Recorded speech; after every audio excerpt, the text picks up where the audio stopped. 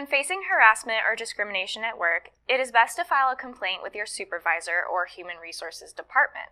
However, sometimes management can brush off the situation or can even become upset towards the victim for complaining in the first place.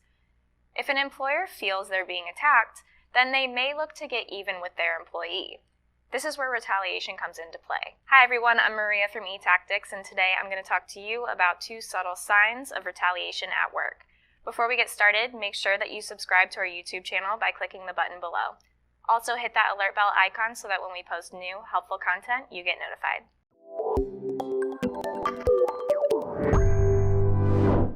Any activity that dissuades an employee from reporting a possible violation can be a form of retaliation. There are different ways an employer may show retaliation against an employee. Protection against retaliation applies to all employees, employment agencies, and labor organizations covered by the Equal Employment Opportunity laws. This includes applicants, current employees, and former employees. Let's take a closer look at some of the more subtle forms of retaliation. If you're flat out denied advancement where you work after making a harassment or discrimination report, this is a type of retaliation. A recent survey determined that a salary increase is the primary driving force behind nearly 40% of people looking for a new job. So what does advancement opportunities usually lead to in the workplace? It should lead to an increase in salary. If you receive more responsibilities and work without an increase, it's another sign of retaliation. Unfortunately, this type of retaliation might be one of the hardest to prove as an employee, and many may find it easier to just find another job. Speaking of receiving more responsibilities, another subtle sign of retaliation at work is that you're asked to do way more than your usual workload.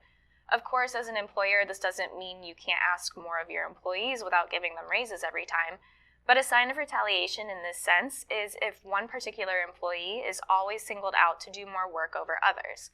Everyone at the job taking on additional responsibilities doesn't qualify. That's just how the working world works. But if you're an employee and your boss almost exclusively requires you to complete tasks outside of your responsibilities without an increase in pay, they may be retaliating against you.